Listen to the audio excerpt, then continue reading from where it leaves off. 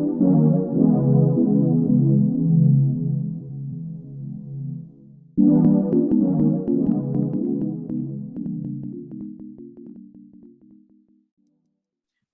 assalamualaikum warahmatullahi wabarakatuh. Selamat siang, salam sejahtera untuk kita semua di hari Minggu yang sangat cerah ini ya. Semoga kita masih diberikan semangat dan juga semoga hari Minggunya masih tetap bahagia menjalani kehidupan karena besok sudah Senin lagi. Dan semoga kita semua masih diberikan kemauan untuk terus mencoba belajar, untuk coba mengerti hal-hal baru. Seperti kita sekarang sudah dipertemukan di Zoom ini, kita belajar tentang Jamesta. Apa sih itu Jamesta? Nah, kita sekarang hadir di acara dengan tajuk Mengenal Jamesta Istimewa, sebuah pilot eksperimen basic income di Indonesia nih. Karena apa sih itu Jamesta? Kita perlu tahu nih apa itu Jamesta. Dan kemudian di tengah-tengah kita ini sudah hadir 3 narasumber yang sangat luar biasa. Ada Mas Sena Lubdika selaku dari perwakilan Jamesta Istimewa dan juga ada Mas Alfati Timur selaku dari CEO kitabisa.com dan kemudian ada Mas Yanu Prasetyo PhD selaku peneliti dari BRIN. Dan sebelumnya perkenalkan, nama saya Valinda Kalonika Rosidi yang akan memandu jalannya diskusi pada siang hari ini gitu. Salam kenal untuk teman-teman semuanya. Nah, langsung saja, tentu semua dari warga negara itu sendiri ingin mencapai taraf hidup yang sejahtera gitu ya. Semua orang tanpa terkecuali baik itu dari ekonomi kelas atas maupun ekonomi kelas bawah. Dan hak-hak untuk kebutuhan dasar pasti ingin terpenuhi secara keseluruhan seperti mulai dari hak untuk mendapatkan kesehatan, hak untuk mendapatkan pekerjaan yang layak dan bahkan hak untuk akses pendidikan itu sendiri. Dan sekarang ini kita lagi diuji nih di masa pandemi, di mana kebutuhan akan kesehatan itu menjadi faktor yang paling penting di sini. Dan kita semua sedang berlomba-lomba untuk mencari vitamin seperti Ivermectin di apotek sekarang kan udah mulai beredar lagi, udah mulai banyak. Kemudian kita pernah dengar berita tentang Bear Brand yang sampai habis di supermarket itu sendiri, karena sejatinya adalah yang mampu untuk memenuhi kebutuhan kesehatan dalam hal vitamin ini adalah mereka yang mempunyai materi yang lebih banyak atau materi yang cukup mumpuni untuk membeli vitamin-vitamin untuk dirinya sendiri. Nah, tapi polemik seperti ini, seperti juga untuk pemenuhan kebutuhan bagi masyarakat kelas bawah nih. Sekarang kita juga kenal ada istilah-istilah banyak banget di bansos-bansos, tapi dalam pelaksanaannya tentu kita dengar juga masih banyak polemik-polemiknya seperti adalah kesalahan dalam pemberian bantuan sosial yang tidak tepat sasaran, kemudian bahkan dari Menteri Sosialnya sendiri juga sampai korupsi sebegitunya gitu. Nah, untuk masalah bansos ini sendiri, kira-kira nih, apakah untuk pemenuhan kebutuhan bagi rakyat ini bisa ditanggulangi dengan cara yang seperti apa sih? Apakah dengan konsep Jamesta ini bisa membantu masyarakat untuk keluar dari permasalahan-permasalahan itu? Nah, itu dia. Pertanyaan untuk kesempatan pada hari ini adalah apakah Jamesta ini bisa membantu untuk menyelesaikan permasalahan pada masa pandemi seperti ini atau bahkan pada masa-masa yang akan datang.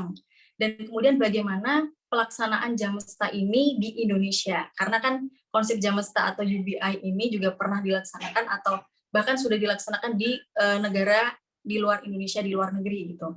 Apakah pelaksanaan dari Jamesta ini perlu disesuaikan dengan konsep budaya kita sendiri atau kultur dari kita sendiri itu seperti apa? Apakah sudah ada eksperimennya dan bagaimana hasilnya? Dan pertanyaan itu akan dijawab dijawab oleh tiga pemateri kita pada hari ini. Untuk narasumber yang pertama ada Mas Sena Lubdika, beliau adalah seorang project koordinator pilot eksperimen basic income dan juga pegiat dari Jamesta Istimewa di Yogyakarta. Sebelumnya saya ingin menyapa dulu Mas Sena Lubdika. Halo Mas Sena, sudah bisa tersambung? Halo. Oke, baik, lancar ya Mas ya audionya? Bisa lancar sih. Alhamdulillah.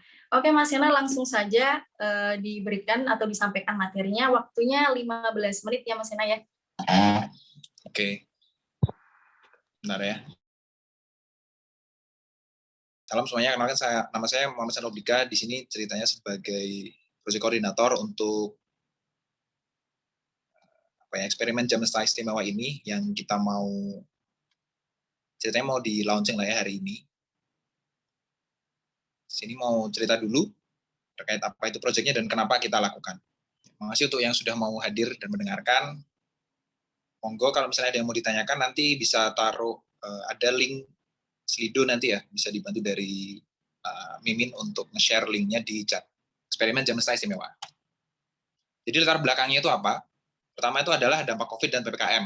Jadi ini banyak sekali kawan-kawan kita yang terutama kelas menengah atau ke bawah yang biasanya pendapatannya harian, apalagi yang ketemu fisik itu tidak bisa mendapatkan pendapatan ya karena COVID dan pembatasan-pembatasan yang dilakukan oleh pemerintah.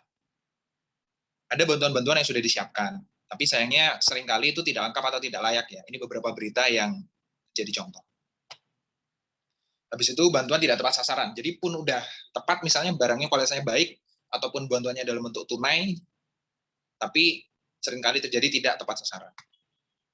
Nah, seharusnya jam setara itu bisa jadi solusi. Karena ada beberapa keunggulan, yaitu bisa menghindari korupsi, menghilangkan kemungkinan salah sasaran, menghilangkan stigma terhadap orang miskin, dan membebaskan penerima dalam membeli barang atau jasa sesuai kebutuhan. Karena uang tunai ya jam setara. Jadi bebas mau dibeli buat apa aja. Nah, apa itu jam setara? Mungkin perkenalan sedikit untuk teman-teman yang belum pernah mendengar. Jadi jam setara itu artinya adalah jaminan pendapatan dasar semesta. Atau lebih dikenal kalau di internasional namanya Universal Basic Income. Kadang universalnya nggak ada, jadi basic income. Teman-teman kalau mau googling, saranku coba cari itu ya, Universal Basic Income atau Basic Income. Dia adalah pembayaran sejumlah uang tunai yang cukup untuk memenuhi kebutuhan dasar kepada semua orang secara individual, periodik, dan tanpa syarat apapun. Itu basic income. Ada 5 prinsip. Ini aku bacakan sekilas. 1, periodik, jadi rutin, tiap bulan. Tunai, jadi bentuknya tunai, bukan barang, bukan jasa, harus tunai. Lalu individual, yang menerima itu adalah orang per orang, bukan kepala keluarga atau perwakilan atau kelompok. Universal, ini semua orang tanpa terkecuali dan tanpa syarat. Jadi jam setara itu tanpa syarat apapun, semua boleh berdapat. Tapi sayangnya ya, opini masyarakat dan pemerintah tentang jam setara itu masih kontroversial lah ya kalau di Indonesia sekarang. Bisa terlalu besar anggarannya, menyebabkan inflasi, bikin orang jadi pemalas, ya kan? Karena dapat uang tanpa syarat. Terus ada juga yang concern utama adalah lah semua orang dapat, berarti yang kaya-kaya dapat dong. Harusnya nggak perlu gitu. Penyebab utamanya adalah salah satunya yang menurut kami ya, belum ada eksperimen jam setara di Indonesia yang fokus pada dampaknya terhadap penerima. Jadi kita banyak berandai-andai gitu. Nanti kalau kata-kata kuncinya adalah nanti. Tapi belum bisa kita bahas kalau jam setara di Indonesia ya, belum kita ngomongin berdasarkan ini, berdasarkan itu. Ternyata memang orang jadi malas. Misal ya, kebanyakan tuh nantinya. Coba kalau orang dikasih tanpa syarat. Jadi menurut kami, ya pembicaraannya tidak konstruktif. Maka dari itu, untuk membantu mereka yang membutuhkan bantuan di masa sulit, sekaligus mencari tahu dampak dari jam setara terhadap perilaku penerima, lahirlah eksperimen jam setara istimewa ini. Secara umum ya, kira-kira ringkasannya begini. Minimal 10 orang penduduk Jogja akan dipilih secara acak untuk menerima pendapatan dasar dalam periode waktu tertentu tanpa syarat. Beberapa poin penting ya, minimal 10 orang. Kalau untuk awal ini memang pengennya nggak banyak-banyak dulu, memastikan anggarannya itu tidak terlalu besar, supaya running, kita bisa nambah ya selama makin banyak orang yang mau terlibat ya. Lalu kenapa Yogyakarta? Karena dia adalah provinsi dengan UMP terendah di Indonesia, dan penduduk yang kami maksud di sini adalah tinggal dan berKTP Jogja, diutamakan ya. Karena yang penting mereka hidup di Jogjanya, karena tadi biaya hidupnya seharusnya lebih rendah daripada kota-kota lain. Provinsi-provinsi lain. Nah, inilah asal nama istimewanya ya di situ. Jadi jam setara istimewa itu maksudnya karena Jogja istimewa. Dipilih secara acak. Nah, ini kembali kepada semangat dasarnya jam setara. Tidak ada syarat tertentu untuk mendapatkannya. Selain kalau dalam konteks eksperimen kita ya, diminta untuk mengisi kuesioner. Tapi hanya itu, tidak ada syarat lain. Maksudnya mereka tidak harus, oh kamu kalau dapat harus kerja. Kalau kamu dapat nggak boleh malas-malesan. Kalau kamu dapat bla bla bla bla. Tidak, tanpa syarat. Lalu pendapatan dasar. Di sini ada 2 patokan. Yang pertama adalah garis kemiskinan DIY, yaitu 463.479 per bulan, dan UMP DIY 1,765 juta per bulan.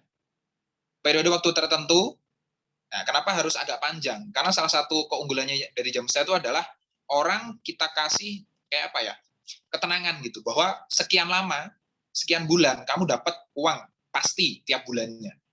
Itu efek yang memang kita perlu cari tahu. Makanya kita taruh minimal 6 bulan. Nanti kita jelaskan lebih lanjut ya, fase-fasenya.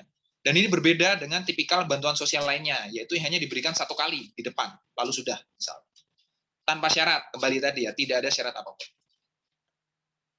Alur eksperimennya secara umum seperti ini, perancangan eksperimen, ya ini momen-momen yang kita lakukan beberapa minggu yang lalu, perancangan, penggalangan dana kita akan mulai dari hari ini, nanti kita ceritakan bagaimana metodenya, pendaftaran calon penerima juga kita akan buka by hari ini, penyusunan instrumen penelitian sudah dipimpin oleh tim peneliti, di sini hadir perwakilannya Mas Yanu, nanti akan dijelaskan. Setelah dana terkumpul, kita akan undi penerima. Nah, kenapa kata-kata yang digunakan undi? Nah, nanti akan dijelaskan. Lalu kita salurkan dananya, dan di situ ada proses penelitian setelah itu. Sedikit saya jelaskan tiap stepnya ya, perancangan. Kita merancang, sebenarnya konsepnya seperti apa, diskusi dengan organisasi yang berpotensi terlibat, tim pelaksana, lalu tim peneliti juga. Penggalangan dana, penekanan kami di sini adalah swadaya, non pemerintah, supaya ya kita lebih mudah bergerak, dan tidak ada apa ya kelamaan terlalu harus anggarkan ini itu, tidak. Kita ajak sesama kita yang memang pengen ini terwujud, sesama kita, sesama rakyat, sesama warga. Platform yang digunakan dalam penggalangan adalah Kita Bisa. Sebenarnya kenapa swadaya terinspirasi dari Bagirata, kalau teman-teman pernah tahu Bagirata, sama Mein Grundeinkommen, ini My Basic Income di Jerman. Mereka bikin eksperimen swadaya juga yang membiayai sesama warga. Ini ya, Bagirata dan Mein Grundeinkommen. Bisa cek ke Instagram sama websitenya, nanti kalau mau teman-teman cari tahu lebih lanjut. Kenapa swadaya? Ya tadi, solidaritas sesama kita. Kalau memang dari pemerintah tadi belum bisa terlihat anggarannya dari mana, bagaimana implementasinya, terlalu panjang prosesnya, ya kita jalani sesama kita. Contoh beberapa solidaritas yang muncul dan lahir ketika pandemi. Teman-teman juga pasti sering melihat ya. Ini contoh beberapa, dari perempuan pekerja, dari dapur buru gendong. Lalu pendaftaran calon penerima. Kita akan minta isi form, berisi data demografi, nanti kita akan kasih lihat contoh formnya seperti apa. Nah, supaya tidak hanya mereka yang melek teknologi, kita pengen banyak partneran ya dengan organisasi akar rumput yang bisa membantu sekiranya orang-orang yang sulit buat kita raih dengan apa yang kita miliki sekarang, jaringannya, kita perbanyak jaringannya supaya banyak orang bisa mendaftar. Dan penekanannya adalah tidak semua orang akan dapat Jamsta ya, anggaran kita terbatas. Nantinya kita kan ada beberapa fase yang lebih besar lagi, tapi ya kita pengen menekankan bahwa ini adalah pengacakan. Ada kelompok kontrol juga ya, jadi bukan cuma penerima, tapi ada juga kelompok kontrol. Lalu penyusunan instrumen penelitian. Nah, ini dipimpin oleh tim peneliti, kita bersama dengan individu maupun organisasi yang memang mumpuni di dunia penelitian ya, supaya apa yang kita dapat itu valid lah. Metodenya secara umum, kita ada penerima, ada kelompok kontrol, lalu penerima dan kelompok kontrol sama-sama mengisi suatu kuesioner, gitu ya, yang sama, supaya nanti bisa kita dibandingkan gitu, antara penerima dengan kelompok kontrol. Pengundian. Nah, ini mungkin salah satu hal yang perlu kami tekankan ya, pengundian. Karena anggaran memang tidak ingin terlalu besar. Kita target minimal 10 orang. Kenapa cara milihnya pengundian? Tadi, ditarik kembali kepada prinsip dasar BI atau basic income. Semua orang itu berhak dapat. Ini tuh bentuknya jaminan, hak gitu ya, bukan bantuan sosial. Karena kalau bantuan sosial kan biasanya kita ada persyaratan. Kayak, oh kalau kamu pendapatannya di bawah sekian, bla bla bla bla baru dapat. Atau sebaliknya, kalau kamu dapat, maka ada beberapa syarat atau hal yang kamu perlu lakukan. Di sini tidak ada. Kita akan lakukan pengundiannya itu secara live gitu ya. Ini makanya ada ikon apa ya, Wheel of Fortune kalau orang bilang, ya supaya kita beneran tidak ada rekayasa, tidak ada kong kali kong ya. Akan kita undi. Semua orang yang memang bersedia mengisi form pendaftaran dan tadi tinggal di Jogja, persyaratan hanya itu untuk sekarang, berhak untuk jadi calon penerima. Setelah terpilih, kita akan verifikasi apakah dia benar tempat tinggal di Jogja, cek rekening, kita akan kirim lewat rekening ya. Setelah itu, setelah terpilih 10 orang, minimal 10 orang yang menerima, nanti kita akan mencari kelompok kontrol yang demografinya mirip, supaya kita bisa melakukan perbandingan yang pas lah ya. Lalu penyaluran dana, kita akan kirim langsung ke rekening bank penerima. Gitu. Supaya menghemat biaya transfer, kita akan menggunakan Flip. Mungkin teman-teman udah pada pernah pakai ya Flip. Dana akan dikirimkan tanggal 1 setiap bulan, rutin. Jadi tadi Jamesta itu UBI, salah satu hal kuatnya adalah keamanan. Jadi ketika kita janjikan tanggal 1 akan turun, ada dikirim uang, yaitu harus. Dan rutin. Karena itu cara mikirnya berbeda. Ketika ada uang rutin masuk dibanding cuma 1 kali di depan atau sporadis, random. Nah, proses penelitian tadi, mungkin kasarannya nanti dari saya, Mas Janu mungkin bisa menceritakan lebih lanjut. Intinya ada beberapa kuesioner yang akan kita berikan di awal, selama, dan di akhir, baik untuk penerima maupun kelompok kontrol. Nah, nanti dasar penelitian ini akan menjadi apa ya? Ya selain kita sebarluaskan, tapi juga akan menjadi dasar untuk fase-fase berikutnya. Karena kita nggak cuma akan sekali jalan ya. Nanti akan dijelaskan. Nah, ini yang dimaksud nggak cuma sekali. Kita akan ada beberapa angkatan eksperimen. Ada pilot, ada angkatan 1, angkatan 2, dan seterusnya. Kita lihat nanti. Gitu ya.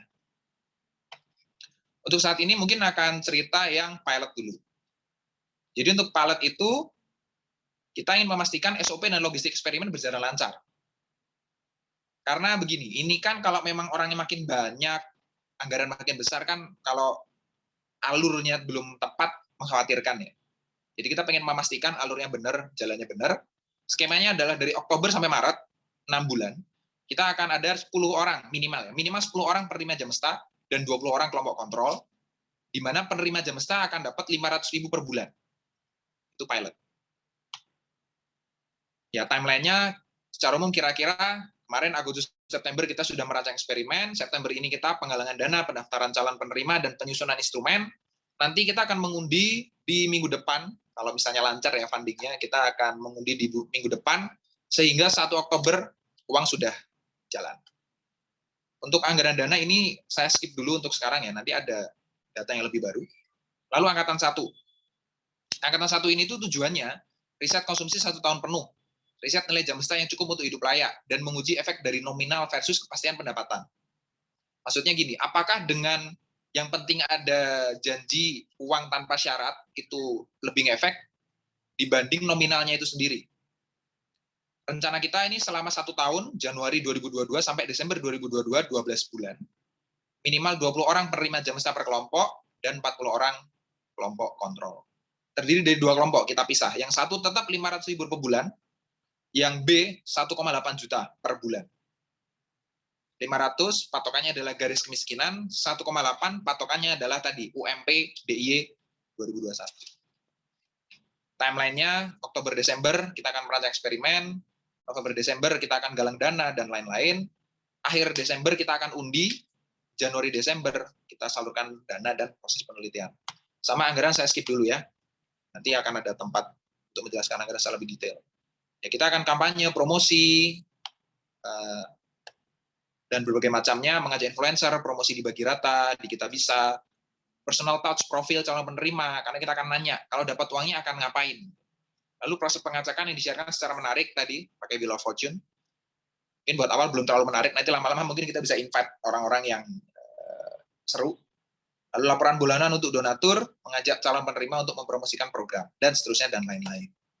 Di sini mungkin cerita sedikit tim pengelolanya, ada tim pelaksana, saya, Misana Lubdika dari Gapatma, Mas Bimo Arya Surandaru, dari Gapatma juga, Niko Febrianur, Dian Tiwana Suci, dan Al-Fatih Timur Bang Timi dari Kita Bisa, Faiz Gibari dari Kita Bisa.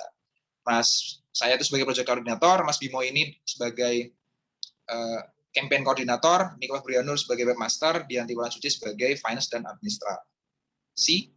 Lalu peneliti ada Mas Yanwendra Prasetyo dari Indobig Network, LIPI atau sekarang BRIN ya. Lalu ada Mbak Putu Geniki Lavinia nanti dari Oxford University. Ada beberapa organisasi yang terlibat, Gapatma, Indobig Network, UBI Lab Jakarta, Kita Bisa, ada Koalisi Jamesta, narasumber dan moderator Kongres Jamesta, Serikat Buruh. Kita akan banyak reach out ke bermacam-macam organisasi. Dukungannya dari organisasi seperti apa? Bisa penggalangan dana, bisa pendanaan, bisa kampanye program, bisa pendataan calon penerima. Penggalangan dana itu ya membantu mengajak orang ikut menggalang, kalau pendanaan itu langsung funding gitu kira-kira ya. Itu untuk pengantarnya.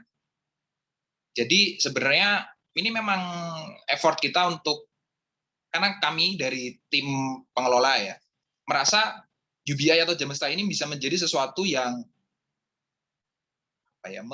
membantu banyak orang gitu, untuk mengoptimalkan potensi diri manusia, semua manusia, tidak hanya mereka yang mampu ya. Karena dengan dipenuhinya kebutuhan dasar, harusnya semua orang itu sudah tidak mode survival, sudah bisa memikirkan bagaimana masa depan, bagaimana saya berkembang, apa yang bisa saya berikan kepada dunia, apa yang bisa saya berikan manfaatnya kepada orang sekitar saya begitu. Tapi ya karena pembicaraannya masih di tataran wacana, masih di tataran nantinya gimana, terlalu banyak opini ya situasinya sekarang. Padahal di luar negeri itu sudah dibantahkan dengan beberapa hasil eksperimen. Tapi lagi-lagi kalau eksperimennya masih di luar negeri, seringkali ada counter argumen kita, yaitu kan di sana. Di Indonesia kan beda, culture-nya bla bla bla, aturannya gini. Ya kalau kita nggak mencoba bergerak ya nggak akan maju-maju. Topik wacana tentang UBI di Indonesia ini. Itulah mengapa kami dari tim Jamesta Istimewa, ya udah kita coba dulu dari apa yang kita bisa, dengan swadaya, dengan area yang kecil, dengan jumlah orang yang tidak sebegitu banyak, tapi nanti kita lihat bagaimana perkembangan selanjutnya. Jadi mari kita selangkah lebih dekat pada implementasi UBI yang sejati di Indonesia. Kritik, saran, dan tawaran keterlibatan bisa disampaikan ke kita, ada WA, ada email, ada IG, Twitter, bisa cek website kita juga. Gitu. Paling untuk opening itu dulu, nanti kita akan share beberapa hal yang sudah ready, ada form pendaftaran, ada halaman galang dana di Kita Bisa, ada website kita juga udah ready, tapi mungkin bisa kita share setelah pembicara yang lain menyampaikan materinya juga. Sekian dari saya sebagai perwakilan dari tim pengelola, kembali ke Valinda. Oke, terima kasih banyak Mas Sena untuk pemaparan materinya. Sangat luar biasa ya. Memang cenderung orang Indonesia itu sangat mudah untuk skeptis. Saya rasa sangat mencemaskan hari nanti gimana, dan nanti gimana. Mungkin itu bisa jadi pertanyaan besar kenapa orang Indonesia sangat mencemaskan hari esok gitu ya Mas ya. Dan eksperimen ini tuh dilakukan dengan pengundian ya Mas ya. Berbeda dengan bansos, yang mana bansos itu dengan bersyarat, sedangkan kalau UBI ini tuh tanpa syarat, semua punya hak yang sama, semua punya kesempatan yang sama gitu, karena kita sama-sama memiliki hak dan kebutuhan dasar yang relatif sama gitu. Dan untuk selanjutnya, kita bisa melompat ke pemateri yang kedua, narasumber yang kedua nih.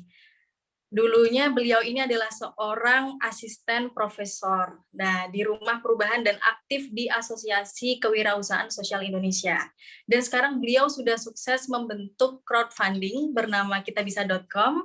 Dan siapa lagi? Langsung saja kita kepada Mas Al-Fatih Timur. Waktu dan tempat dipersilahkan.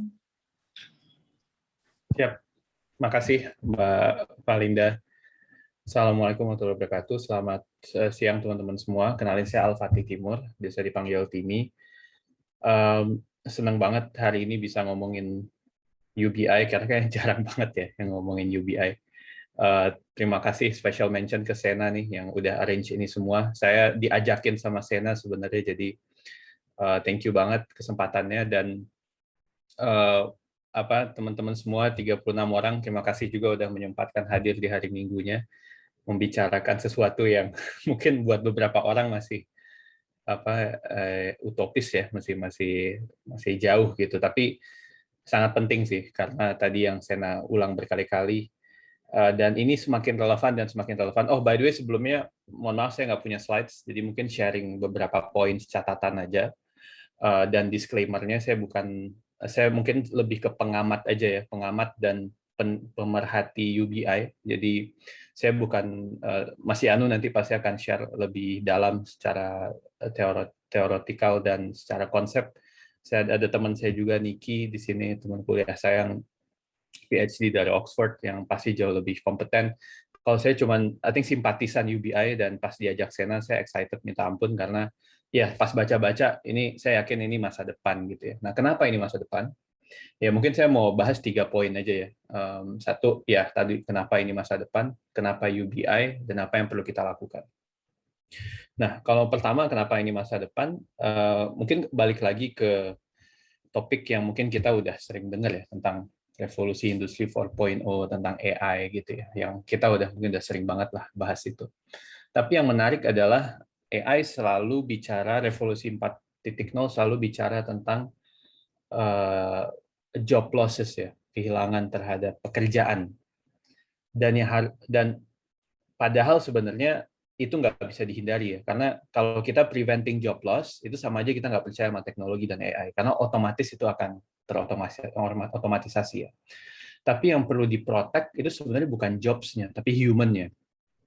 Kenapa? Karena jobs bisa hilang, tapi human kan selalu ada gitu. Dan bayangkan di suatu masa gitu, ketika semakin banyak otomasi, orang bangun tidur, dia udah nggak tahu lagi harus ngerjain apa gitu, karena semua itu udah otomatis aja gitu ya. Atau kalau Harari bilang kan useless class ya, jadi orang-orang yang ngerasa irrelevant gitu, jadi kayak dia bangun tidur, oh saya udah nggak relevan lagi nih gitu. Jadi kalau dulu kemanusiaan berjuang melawan eksploitasi, sekarang irrelevansi gitu, karena semuanya udah otomatis, udah digantikan sama hal-hal lebih efisien gitu. Nah ini ancaman nyata di masa depan gitu ya, yang mungkin terasa masih sangat jauh, tapi contoh-contohnya udah makin makin kelihatan ya. Nah dan balik lagi tadi kalau ngomongin irrelevance, apa nih yang perlu kita lakukan ya untuk apa ya membuat humanity tidak merasa irrelevant gitu. Dan ini balik lagi ke agak dalam ya tentang human sense of worth, sense of beings. Kenapa sih harus ada hidup gitu ya, dignity dan lain-lain.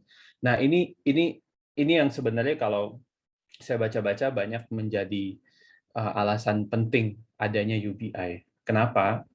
Karena UBI is not only just about giving money gitu ya. Uang is one thing gitu ya, dan itu tanpa syarat. Tapi sebenarnya meaning di balik uang itu gitu ya. Nah ini masuk ke poin kedua. Kenapa UBI? Kenapa UBI? Karena mungkin saya mau cerita satu. Saya again ya, karena saya hanya pengamat, cuman caplok-caplok sana sini nonton TEDx, baca-baca aja. Saya ada satu TEDx yang menarik yang cerita ini sih fenomena bahwa dia mengukur IQ petani tebu di India sebelum dan setelah panen. Dan ternyata IQ petani-petani ini sebelum panen diukur, dan ternyata pas sebelum panen itu IQ-nya berkurang 14 poin dibandingkan setelah panen gitu ya. Nah dan hasil dari kesimpulan dari penelitian itu adalah ternyata IQ-nya turun itu karena bukan berarti mereka bodoh ya, tapi karena mereka nggak bisa mikir jangka panjang. Karena kalau sebelum panen kan cash-nya terbatas. Jadi dia masih mikirinnya day to day, bertahan hidup gitu ya. Tapi kalau sudah panen, ada dana, dia bisa planning gitu, bisa mikir jangka panjang. Nggak mikir survival, besok makan apa kemudian ya cari beras dan lain-lain gitu ya. Tapi ini udah ngomongin jangka panjang. Nah ini sesuatu yang cukup eye opening ya buat saya, bahwa mungkin kadang kalau kita ngomongin segmen-segmen yang mungkin kita anggap tidak bisa mengambil keputusan sendiri atas hidup mereka gitu, sehingga kita kasih bansos, kita ajarin apa ini itu mungkin bukan berarti karena dia bodoh ya, dia nggak ngerti, tapi karena dia nggak punya kesempatan untuk berpikir jangka panjang. Jadi penelitian tersebut bilang bahwa kalau seandainya ada stability, ada ya kalau di sini sebutnya basic income, atau ketika mereka punya uang gitu ya, dan mereka bisa mikir jangka panjang, sebenarnya mereka bisa memutuskan sendiri apa yang baik bagi mereka gitu. Nah, ability to choose independently. Nah, itu menarik banget, dan itu UBI banget. Kenapa? Karena namanya udah universal basic income yang unconditional ya biasanya. Jadi nggak conditional. Kita kasih duit, dan ketika kita kasih duit, ya kita hargai orang kita kasih duit itu punya intelektualitasnya sendiri untuk menentukan apa yang penting bagi dia dan keluarganya gitu. Nggak harus kita dikte harus ngapain. Nah, ketika kita ngasih uang dan kita ngasih dignity untuk mereka memilih gitu ya. Nah ini saya belajar juga dari Mas Sony Mumbunan ya, yang bikin UBI Lab di UI. beliau juga ketemu penelitian lain gitu ya, bahwa sekelompok petani di India juga yang dikasih UBI yang dari kasta rendah gitu ya. Lalu yang sebelumnya itu kalau jalan tuh di pinggir jalan gitu. Jadi kalau kita bayangin ini aspal, dia selalu di pinggir-pinggir gitu ya. Tapi pas udah dikasih UBI gitu ya, orang-orang dengan kasta rendah ini ternyata berani dan mau untuk jalan di jalan beneran gitu. Jadi it's not just money, it's about dignity. Ternyata menumbuhkan kepercayaan diri, menumbuhkan sense of worth. Kenapa? Ya mungkin salah satu hipotesisnya dia ngerasa semua orang dapat kok gitu. Saya jadi sama semua orang gitu. Saya berhak gitu ya. Ini dividen saya sebagai manusia gitu. Kalau Andrew Yang bilang freedom dividend, ya udah sama aja gitu ya. Saya setara kok gitu. Nah, ini kan menarik ya. Dikasih kebebasan untuk memilih dan ternyata tidak hanya secara uang, secara transaksional, tapi juga secara emosional dan secara filosofikal juga ya. Jadi mereka jadi berpikir lebih, mereka lebih punya kepercayaan diri yang tinggi. Nah ini topik-topik yang menurut saya menarik banget di UBI ya, bahwa selama ini mungkin kita terlalu banyak berasumsi kalau kita ngasih bansos, kita mendikte masyarakat butuh apa dan untuk apa gitu. Tapi dengan UBI ide besarnya kan mereka sendiri yang menentukan gitu ya. Dan kalau ngomongin narasi jangka panjang gitu ya, ini justru memungkinkan manusia itu tadi kalau kata Sena memaksimalkan potensinya gitu ya. Kenapa? Karena potensi orang beda-beda gitu ya, nggak bisa didikte. Dan fulfillment orang ketika hidup tuh beda-beda statusnya gitu. Ada yang emang ya dia merawat anaknya itu pekerjaan gitu. Dia tuh sepenuh hati merawat anaknya. Kenapa orang yang merawat anaknya nggak bisa digaji? Gitu. Kenapa orang menjaga hutannya supaya nggak dibabat itu nggak digaji gitu. Nah itu kan tidak terdefinisikan dengan konteks ekonomi sekarang, tapi kalau dengan UBI ya masing-masing orang bisa mendefinisikan sendiri, oh saya buat saya tuh yang penting adalah ngejagain adat saya, ngejagain keluarga saya, ngejagain apa. Jadi dan mereka punya basic income yang buat mereka bisa melakukan itu tanpa harus terbebani sama short term needs gitu. So again ini mungkin banyak anekdotal example yang mungkin nanti Mas Yanu akan jauh lebih baik menjelaskannya. Cuman saya sebagai pengamat merasa ini menarik banget, ini narasi masa depan yang perlu kita diskusikan terus gitu ya. Dan terakhir call to action apa yang bisa kita lakukan? I think pertama saya salut banget sama Sena dan teman-teman di sini. Ada banyak rekan-rekan yang udah mulai mikirin dan bahkan bikin eksperimen. Terus terang saya sama Niki, Putu Geniki 2 tahun yang lalu udah sempat ngobrolin juga tentang ini. Kita sempat mau eksperimen pakai dana zakat, tapi waktu itu kita masih lagi planning lah ya, masih lagi planning. Tapi Sena comeback dengan plan yang lebih sederhana, simple di Jogja, dan kita tertarik banget untuk dukung. Dan kami dari Kita Bisa ya support banget karena ini pilot project, kalau dananya dari masyarakat. Kemudian untuk masyarakat juga, dan kita bisa selebrasi bareng-bareng nanti hasilnya, itu bakal jadi, mungkin mudah-mudahan jadi baby steps lah seenggaknya ya, jadi langkah kecil untuk kita mulai mendiskusikan ini dan mendapatkan insight-insight gitu. Ya mungkin itu aja sih, jadi call to action-nya let's learn together seputar UBI, karena ini wacana yang berkembang terus ya.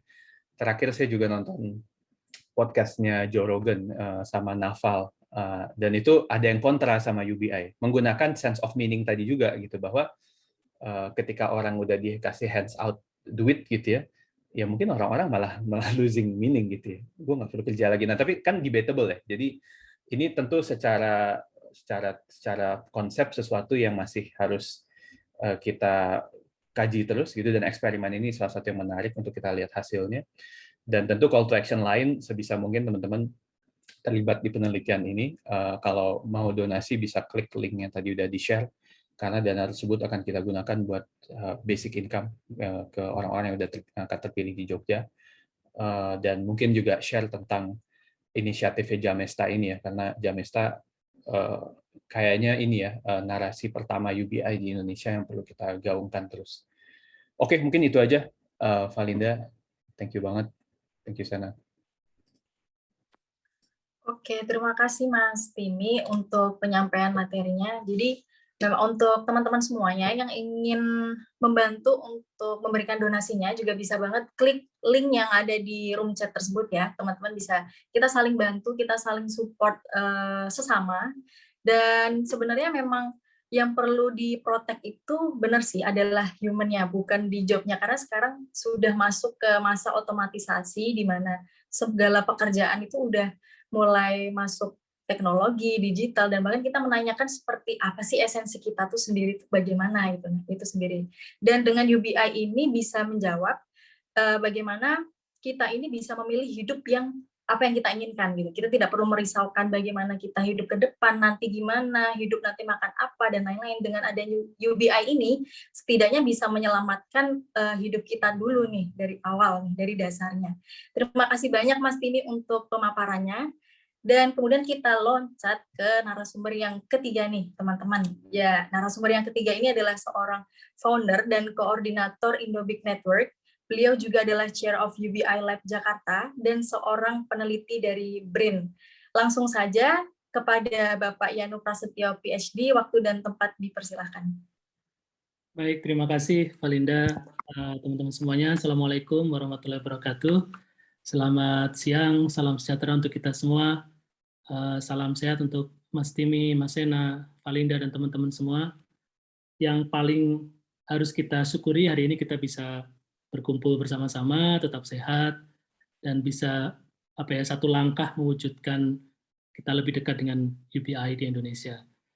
Jadi kalau saya tadi sudah diwakili sebenarnya oleh Mas Timi dan Mas Sena tentang basic-basic prinsip kenapa kita perlu mengadakan eksperimen di Yogyakarta. Nanti mungkin saya sedikit saja menambahkan tentang relevansinya gitu dengan eksperimen-eksperimen lain di negara lain. Tapi yang pertama saya ingin sampaikan adalah ucapan terima kasih dan salut setinggi-tingginya untuk Sena dan teman-teman, untuk Mas Timi yang sudah mensupport, untuk teman-teman yang juga hadir hari ini, saya anggap sebagai bentuk dukungan juga. Karena tanpa kerja keras teman-teman, kita tidak mungkin mencapai titik hari ini. Jadi kalau saya bayangkan sejak 2017 kami berupaya untuk terus menyodorkan ide ini melalui website, kemudian webinar, diskusi, kongres, dan macam-macam.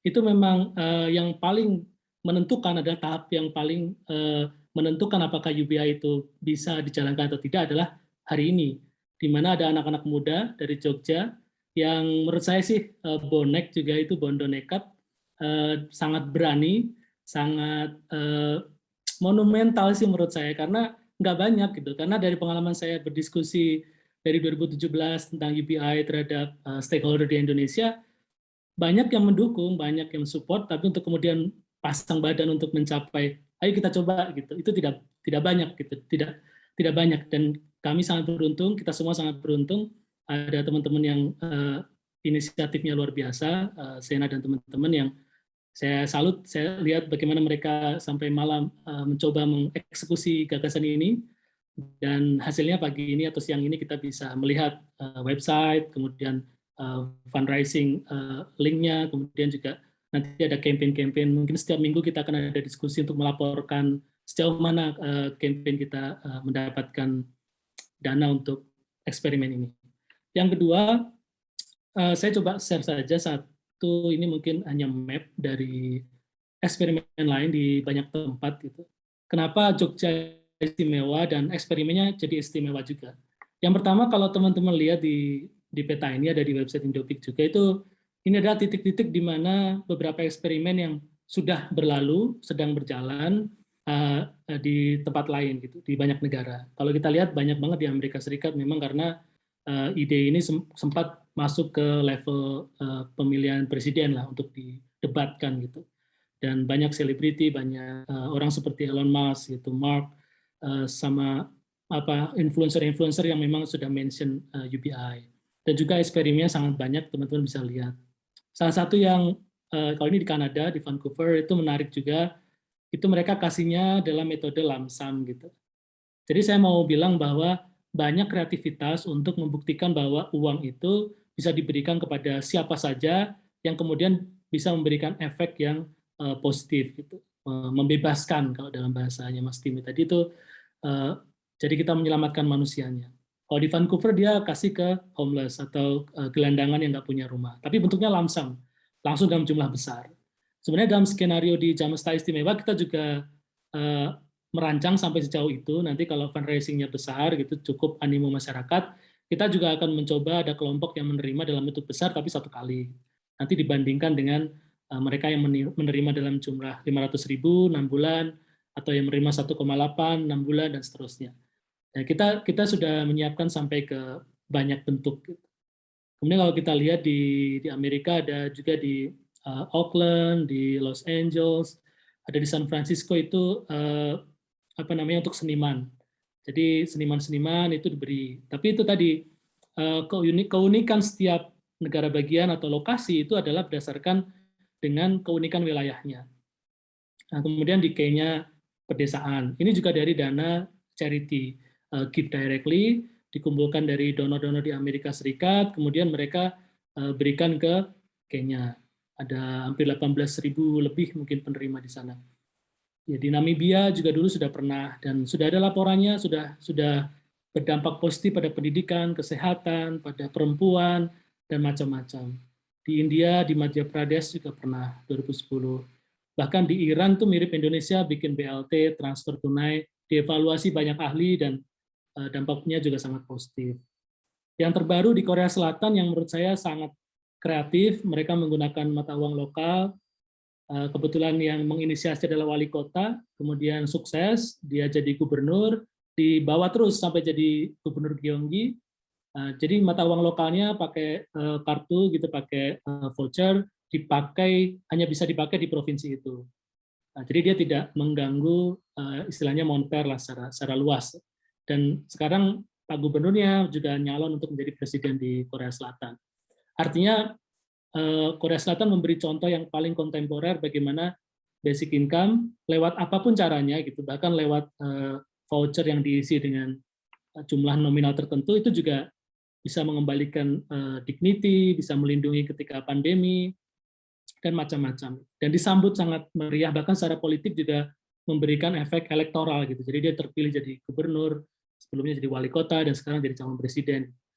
Jadi saya juga kadang-kadang unik gitu di Indonesia, politik uang semua sudah tahu itu terjadi gitu. Tapi begitu ditawarkan UBI yang itu bukan politik uang, bahkan sesuatu yang to the point gitu, bahwa langsung diberikan aja kepada rakyat gitu, itu malah dianggap mungkin sesuatu ide yang ya aneh gitu. Padahal itu justru ide yang paling terus terang gitu kan. Kalau orang miskin nggak punya uang ya selesaikan dia kebutuhan dasarnya gitu, uangnya, tidak memutar-mutar ke arah yang lain. Nah, di Indonesia sebenarnya ada model seperti Universal Child Grant untuk anak-anak gitu yang mengatasi stunting di Aceh dan Papua. Mereka punya dana otonomi khusus sehingga mereka mampu memberikan kepada seluruh anak pada usia tertentu. Nah, nanti setelah hari ini mungkin kita akan lihat di Jogja ada satu poin di sini, Jamesta Istimewa. Tadi Mas Sena sudah sampaikan apa keistimewaannya. Satu juga kita crowdfunding mengikuti Jerman, mengikuti pola di Jerman, mereka mengumpulkan dana, kemudian memberikan kepada 120 orang kalau yang di Jerman. Kalau teman-teman ikuti, sama juga polanya, membuka crowdfunding, menghubungi donatur, menghubungi perusahaan, dan orang-orang baik yang mau mendonasikan uangnya, kemudian membuka pendaftaran, kemudian juga diacak siapa yang menerima. Yang tidak menerima nanti juga ditawari untuk masuk dalam riset. Jadi banyak, dan kita ada di barisan ini semua. Jadi kalau Jogja ini boleh dibilang menjadi eksperimen pertama, baik di Jogja sendiri yang menggunakan pendekatan basic income, bahkan di Indonesia juga kalau dilihat dari strukturnya, kemudian bagaimana kita nanti akan mempelajarinya, itu termasuk yang pertama. Jadi selamat sekali lagi untuk teman-teman inisiator semuanya, dan terima kasih untuk teman-teman yang mensupport ini sejauh ini. Nah, apa yang kemudian kita ingin cari, tadi sebenarnya sudah kata kunci ada di Sena dan Bang Timi, bahwa kita pengen tahu kalau orang Indonesia yang diberi seperti apa. Sudah ada jawaban untuk orang Kenya, orang India, orang Kanada, orang di Los Angeles, itu mereka kalau dikasih uang seperti apa behavioralnya. Hampir mayoritas laporan memang sangat positif, dan apa yang dikhawatirkan seperti mereka membuang-buang uang untuk alkohol, atau mereka menjadi malas, itu tidak terjadi.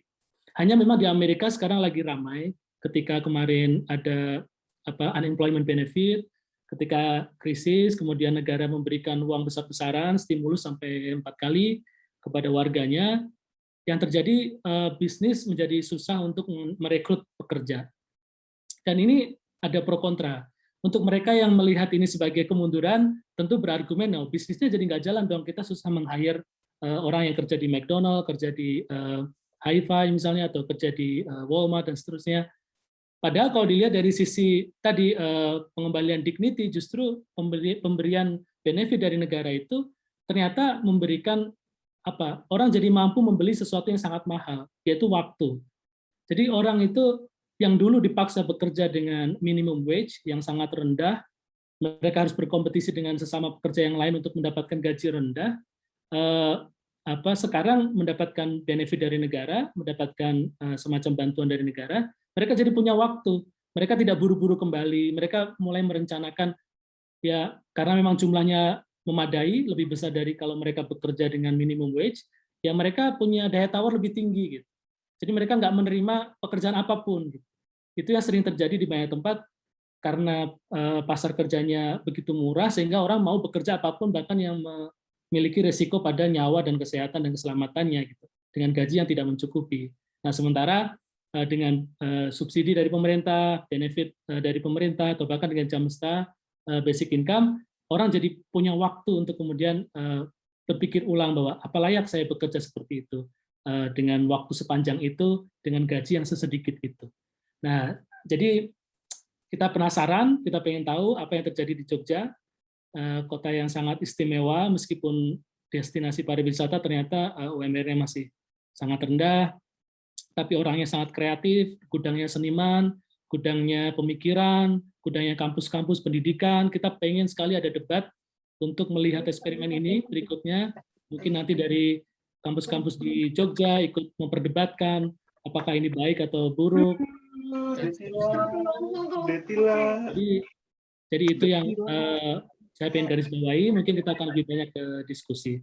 Sekali lagi terima kasih, selamat untuk Jamesta Istimewa.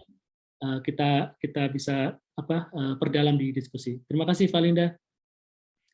Oke, terima kasih banyak Mas Yanu. Jadi ternyata udah banyak negara yang sudah melakukan eksperimen untuk UBI-nya ini sendiri, dan bahkan sudah ada hasil yang nyata seperti yang ada di Namibia itu sendiri, sudah ada dampak positifnya terlihat di pendidikannya, ya, di aspek pendidikannya. Dan ternyata untuk pemberian dana UBI itu sendiri ternyata bisa dalam bentuk yang bermacam-macam, seperti misalnya voucher tadi yang ada di Korea Selatan, dan itu memang berhasil gitu.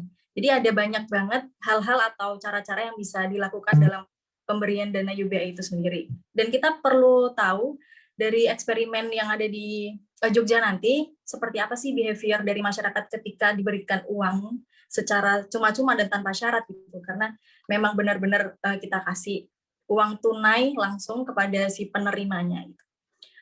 Oke, terima kasih untuk ketiga narasumber dengan materi yang sangat luar biasa, materi yang sangat menarik, dan kita banyak tahu hal-hal yang memang sebelumnya masih asing di telinga kita tentang UBI itu sendiri. Dan kita pertajam lagi di sesi diskusi kali ini. Saya akan membacakan untuk pertanyaannya, dan terima kasih untuk teman-teman yang sudah memberikan pertanyaan melalui slideshow.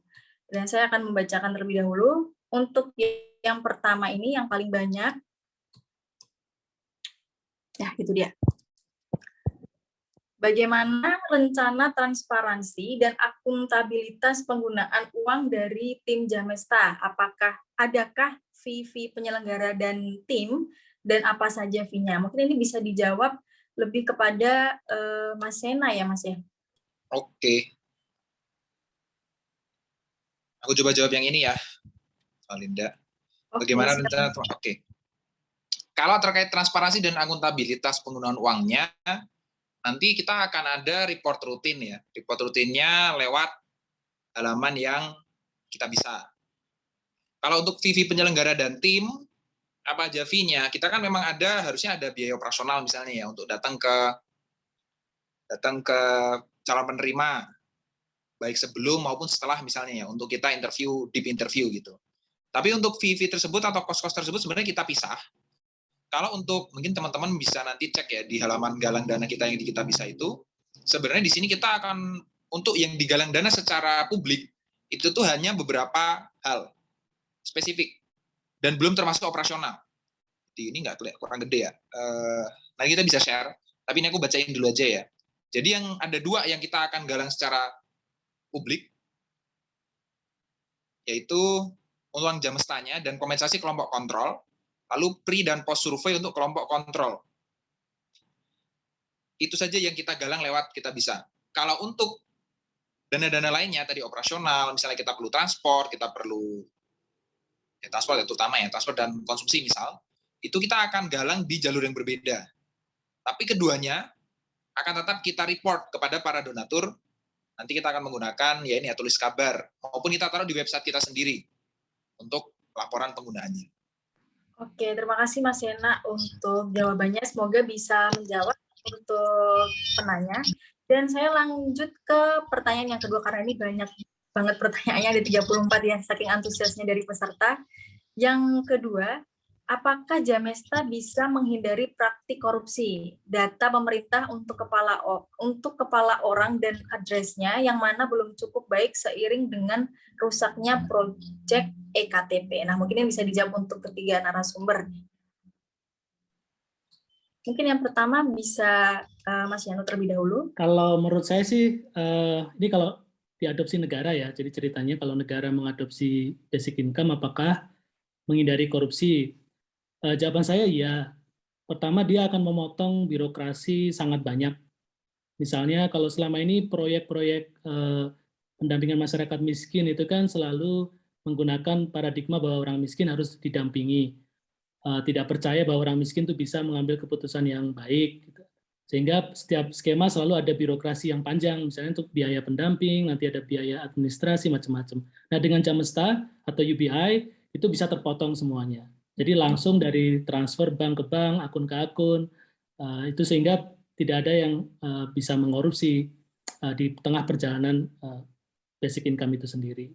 Kalau soal data kependudukan, sebenarnya kita sudah bisa mengapresiasi juga kerja keras teman-teman Kementerian Sosial sudah membuat satu penemuan ada 21 juta kalau nggak salah duplikasi data yang sangat besar sekali ya kebocoran dari Bansos dulu. Kemudian sekarang sudah punya DTKS yang lebih bagus, kita apresiasi.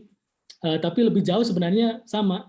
Sebenarnya KTP kita kan digunakan di banyak sekali registrasi gitu. Seharusnya sih itu seharusnya sudah sangat baik negara bisa mengelola itu sehingga tidak perlu ada duplikasi untuk penerima bantuan sosial atau penerima program-program. Mimpinya ke depan tuh semua bisa terdaftar dengan sangat mudah lah gitu. Intinya kalau misalnya udah punya KTP ya akses apapun bisa, itu kan yang kita dorong. Jadi kalau KTP itu sudah beres, warga tercatat dengan baik, itu UBI itu sudah satu langkah sangat dekat nyata karena nggak ada alasan untuk tidak bisa menjangkau seluruh warga negara. Mungkin itu, Valinda. Oke, terima kasih Mas Yanu. Mungkin selanjutnya bisa dijawab oleh Mas Tini.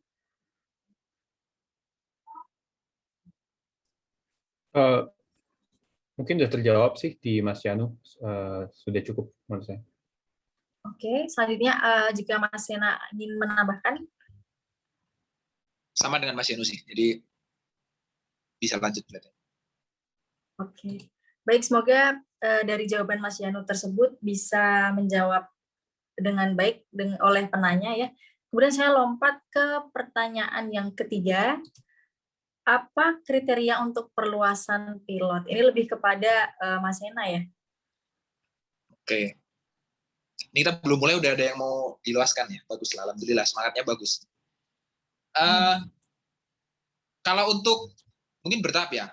Terkait pilot sendiri, untuk pilotnya sendiri kan kita juga ada perluasan. Tapi untuk pilot ini perluasannya lebih ke jumlah orangnya. Kita kan bilang minimal 10 orang penerima dan 20 orang kelompok kontrol. Itu minimalnya. Tapi kalau ketika proses galang dananya cukup ramai, antusias, kita untuk pilot berharap sebenarnya bisa jadi kita maksimalin di 30 orang penerima dan 60 kelompok kontrol. Nah, itu untuk pilot. Nanti untuk yang angkatan 1 yang lebih besar ya, yang bulan Januari sampai Desember 2022, itu kita harapannya bisa sekitar 30 orang minimal atau sampai 100-an orang. Nah, kalau yang ditanyakan adalah perluasan pilot dalam konteks kota lain, kita belum tahu. Malah kita bisa jadi mikirnya gini, kota atau provinsi lain ya. Mungkin baiknya adalah kalau memang ada yang mau gerak di kotanya atau di provinsinya dia, nanti kita dari tim Jamsai Istimewa mungkin ya lebih ke ngasih contoh atau best practice aja dan bisa dijalankan gitu dengan pemahaman lokalnya masing-masing. Gitu. Kalau dibilang kriteria tadi ya, untuk sekarang pilot lebih kepada berapa banyak orang yang pengen menggalang dana, yang mau berkontribusi. Kalau untuk angkatan 1 nanti yang Januari sama, kita sebenarnya parameter utamanya biasanya berapa dana yang bisa tergalang. Nah, kalau untuk kota lain, nah monggo tergantung kota lain ada yang berminat atau tidak, kota maupun provinsi lain. Itu Valinda. Oke, terima kasih Mas Sena. Oh ya, sedikit karena masih nyambung ya Mas, saya mau nanya nih, itu kira-kira diperlukan ada pionirnya dulu ya, nggak ya sih Mas, untuk menggerakkan eksperimennya ini dulu nih? Atau bisa dari orang dari kota lain, dia ingin menyelenggarakan di kota tersebut gitu? Kalau kita saat ini mikirnya, ketika ada yang mau bikin di kota lain atau provinsi lain, ya asalkan orangnya ya ada semangat, minat, ya kita ngobrol aja. Kira-kira gini caranya atau pengalaman yang kami dapatkan seperti ini. Silakan di running begitu. Apa yang bisa bantunya itu. Pionir dalam arti ya tadi ya, entah orang atau bahkan kelompok atau organisasi gitu. Kalau emang ada yang bersemangat dan wah menarik nih, ya monggo. Kita akan sering sharing. Ditanya maksudnya kalau ada yang mau pasang di kota lain, kita akan share. Tapi di luar itu, tim Jamsai Istimewa memang berencana untuk periodik kita cerita apa yang sudah kita lakukan, apa review atau apa ya evaluasi yang kita dapatkan gitu, supaya semua orang dapat informasinya, entah mereka mau bikin di tempat dia atau tidak. Oke, terima kasih Mas Sena untuk jawabannya. Semoga menjawab. Dan kemudian ini saya mau lompat lagi di pertanyaan yang keempat. Bagaimana rencana transparansi dan akuntabilitas penggunaan dari setiap penerima untuk mendapatkan data yang jelas tentang bagaimana para penerima menggunakannya? Saya bisa bantu jawab tuh, Valinda. Iya, silakan Mas Yano. Itu terkait dengan riset. Jadi kita nanti setelah setiap pendaftar itu kita akan berikan form. Pertama form untuk mendaftar, tapi kemudian setelah ada yang terundi untuk menerima, maka kita akan memberikan satu pra-survei lah, survei untuk pra-eksperimen. Jadi sebelum dia mendapat jaminan pendapatan dasar itu, tapi selama dia menerima, kita tidak memberikan intervensi secara fisik gitu atau mencatat atau mengamati, enggak. Tapi kita akan memberikan satu kuesioner juga bulanan di akhir bulan, itu hanya untuk menanyakan saja kira-kira selama 1 bulan kemarin atau selama beberapa minggu kemarin sudah dipakai untuk apa saja gitu, sangat ringkas. Nah nanti di akhir periode 6 bulan juga kita akan berikan. Nah setelah 3 bulan dari eksperimen berakhir atau 6 bulan setelah eksperimen berakhir, kita juga akan tetap memberikan kuesioner kepada penerima tadi. Nah juga kita akan memberikan kuesioner kepada mereka yang masuk dalam kelompok kontrol atau yang kita ingin bandingkan, karena kita nggak bisa hanya mengukur pada penerima, tapi juga harus mengukur pada mereka yang nggak menerima. Jangan-jangan yang nggak menerima posisinya jauh lebih baik dibanding dengan mereka yang menerima. Jadi kita juga sebenarnya dalam posisi, kalau dari sisi riset, kita tidak ada pretensi bahwa UPI-nya harus baik, tidak. Bahkan kita sangat terbuka kalau memang malah menurunkan performance seseorang untuk tumbuh kembang atau untuk mengaktualisasikan diri, ya kita akan katakan bahwa basic income di Jogja mungkin efeknya negatif, kita akan katakan. Jadi kita tidak ada pretensi harus membuat ini, oh ini harus positif, tidak ada. Dan itu kita jamin karena kita memisahkan antara riset ini dengan timnya Sena, jadi kita tidak, istilahnya Sena menyerahkan sepenuhnya pada kami, ada Mbak Niki juga dari Oxford, nanti juga ada teman-teman dari beberapa kampus di Jogja, dan beberapa teman seperti dari Invit, Prakarsa, yang lain kita ingin menjadikan reviewer juga untuk riset ini, untuk akuntabilitasnya. Jadi kita pengen berjalan apa adanya. Nanti juga ada satu pendekatan lain untuk melihat pengeluaran dan pendapatan dari teman-teman kelas menengah Jogja, kita menggunakan financial diaries, tapi itu akan terpisah dari riset Jamesta. Cuman kita akan lakukan bersamaan dengan periode Jamesta di Jogja. Jadi kita riset dan penyelenggara terpisah untuk menjamin bahwa kita independen, kemudian dari riset akan direview juga oleh researcher yang lain untuk melihat sejauh mana kita melakukannya dengan benar. Dan kita akan laporkan juga secara periodik setiap ada analisis yang muncul. Mungkin itu. Oke, terima kasih Mas Yanu untuk jawabannya. Kira-kira Mas Yana mau nambahin lagi, Mas? Cukup sih, memang lebih tadi penekanannya Mas Yanu bahwa kita peneliti dan pelaksana itu nanti kita menyerahkan kepada tim peneliti bagaimana datanya, mengolahnya, dan lain-lain. Tapi tim pelaksana lebih ke ya support gimana sampai ke tangan penerima supaya bisa diisi dan didapatkan datanya. Tapi pengolahan dan lain-lain full di. Oke, oh ya, karena ini pertanyaannya relate dengan apa yang ingin saya tanyakan, boleh sekalian ya Mas Yanu ya. Kira-kira kalau untuk pemberian UBI ini kepada penerima yang memang berhak itu, apakah selanjutnya ada monitoringnya dulu nih Mas, monitoring atau bahkan biasanya kan kalau program ada monitoring atau evaluasi. Nah, kira-kira apakah juga ada atau diterapkan monitoring dan evaluasi itu sendiri? Ya, evaluasinya lewat survei tadi, yang ada survei bulanan, survei awal, sama survei akhir, dan survei post-eksperimen. Itu aja. Kemudian kalau financial diaries bisa dijalankan dari situ juga. Tapi kita tidak ingin membuat mengganggu orang untuk membelanjakannya dengan petunjuk kita. Jadi kita nggak memberikan terserah uangnya dipakai apa, itu tidak ada sama sekali dari penyelenggara maupun dari penelitian untuk mengarahkan, misalnya harus tidak boleh untuk rokok, misalnya tidak boleh untuk, tidak ada. Jadi bebas-bebasnya, kita hanya monitoring via survei bulanan dan prasurvei dan post-survei, post-eksperimen maksud saya. Itu aja. Karena tadi kita percaya bahwa setiap orang ketika mereka menerima itu mereka akan bertanggung jawab atau responsibel. Jadi kita harus menguji asumsi kita juga bahwa ya udah kita percaya aja gitu. Dan orang yang menyumbangkan ini juga percaya bahwa mereka yang menerima akan responsibel.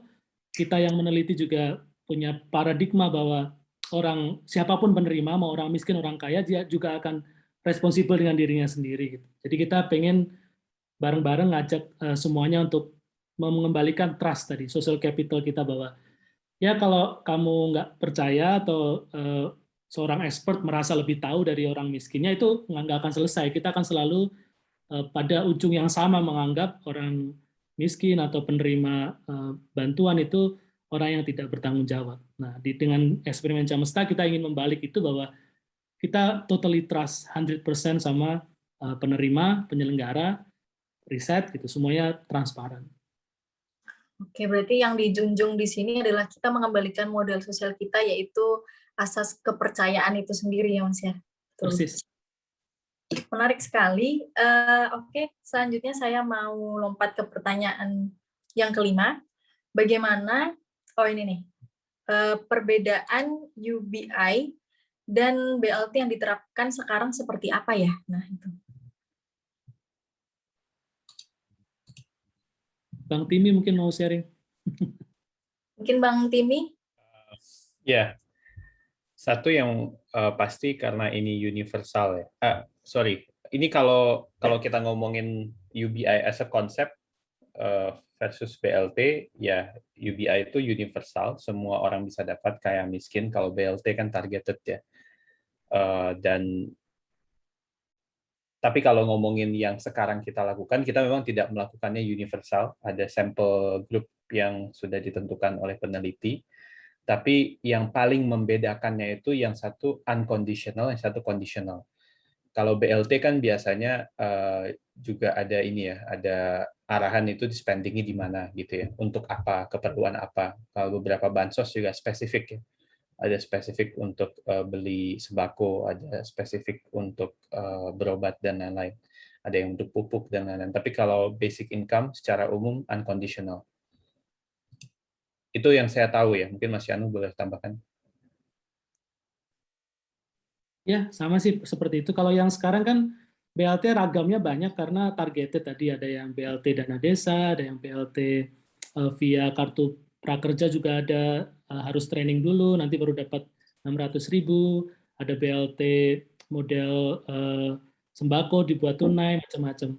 Artinya secara efisiensi, ya saya melihat secara personal itu kurang efisien dan tadi masih banyak birokrasinya, syarat-syarat yang memungkinkan mereka yang sebenarnya harus menerima jadi nggak menerima karena ya harus mengisi ini, dokumen itu, dan seterusnya, ada surat keterangan ini, itu, dan seterusnya. Jadi kalau UPI, kita pengen menghilangkan itu semua dan nggak ada stigma buat yang nerima, nggak harus antri-antri, tidak harus malu dengan tetangganya karena tetangganya juga nerima gitu. Yang kaya, yang miskin, jadi stigmanya bisa dikurangin. Karena itu yang membuat martabat seseorang itu hilang atau turun karena wah, saya penerima bantuan gitu, dan itu membuat mungkin malu. Malahan di Indonesia yang menyedihkan itu ada program-program menempel stiker untuk penerima di rumahnya, itu artinya menambah stigma gitu. Tapi ya saya nggak tahu juga apakah itu pendekatan yang efektif atau pendekatan semesta istimewa lebih memanusiakan tadi. Ya kita pengennya sih kita pendekatannya lebih memanusiakan sehingga nggak ada perasaan bahwa itu tuh dibantu, tapi itu adalah hak dia sebagai warga negara. Itu aja. Oke, terima kasih untuk jawabannya Mas Yanu dan juga Mas Timi. Saya coba next di pertanyaan selanjutnya. Nah ini, 10 orang itu apakah representatif untuk meneliti perilaku orang-orang dan dampak lainnya? Seperti apa pertimbangan di belakang angka 10 orang ini? Nah, kenapa alasannya jadi orang 10 itu? Mungkin ini bisa dijawab sama Mas Yana langsung. Orang yang sekarang menjadi patokannya pilot itu adalah, ya kalau mau jujur-jujuran ya tadi ya, keterbatasan anggaran, plus kalau 10 kan bulat enak kalau misalnya mau dicari gitu. Sebenarnya kalau pas ngobrol dengan Mas Yanu dari penelitian ya tentu semakin banyak orang, semakin banyak data point, validitasnya bisa semakin yakin gitu ya. Tapi kita emang memakai proses yang bertahap. Jadi 10 ini ya supaya mudah aja kalau sekarang. Terus tadi kan seperti yang saya sampaikan, kalau 10 ini animonya cukup ramai, kita akan stop di 30 kalau untuk pilot. Kalau animonya begitu tinggi, kita akan arahkan langsung ke fundraising yang Januari 2022 sampai Desember 2022. Karena anggarannya jauh lebih besar, target orangnya jauh lebih besar, masa pemberiannya juga jauh lebih besar, 1 tahun full. Gitu. Nah, mungkin Mas Janu kalau boleh menambahkan Mas, tapi kalau masalah jumlah 10-nya kenapa keluar, kalau dari pengelola lebih ke tadi, angka milestone yang cukup baik dan anggaran juga minimal. Tapi kalau masalah jumlah yang seharusnya kita dapatkan, orangnya berapa untuk yaitu bisa meneliti dampak dengan baik dan lain-lain, Mas Yanu lebih tepat. Ya kalau dari sisi jumlah, sebenarnya semua atau kebanyakan eksperimen itu tergantung kepada fundraising-nya, kepada budgetnya atau kepada anggaran yang tersedia kan. Dan riset menyesuaikan dengan itu. Misalnya 10 gitu penerima dan nanti mungkin ada 20 kelompok kontrol. Katakanlah kalau kita mau uji statistik mungkin sulit, tapi kita akan menggunakan pendekatan kualitatif, pendekatan merekonstruksi lah pengalaman mereka. Itu bisa gitu. Jadi riset kan banyak, ada yang approach-nya kualitatif, kuantitatif, atau mix. Jadi kita bisa menggunakan fleksibel sesuai dengan kemampuan dari penyelenggara. Kenapa 10?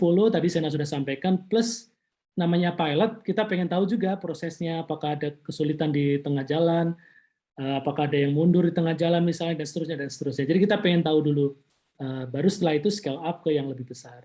Dari sisi riset bahkan katakanlah 1, 2, 3 orang itu juga bisa jadi riset. Kalau memang secara metodologi kita bisa sesuaikan. Misalnya kalau penerimanya 10 ya mungkin pendekatannya lebih pada kualitatif, kemudian kalau sudah di atas 30 baru mungkin kita bisa melihat secara statistik bagaimana ini punya impact. Kalaupun tidak, kita mendeskripsikan juga sudah cukup baik. Gitu. Jadi ngikutin aja dengan kebaikan hati teman-teman yang ingin mendukung. Kalau banyak, ya kita akan membuat satu riset yang powerful, angka-angkanya mungkin powerful, tapi kalau memang kita belum beruntung mendapatkan donasi yang cukup, ya kita powerful dari sisi kedalaman, cerita-cerita real story dari penerima dan seterusnya itu akan kita angkat menjadi lebih kaya gitu.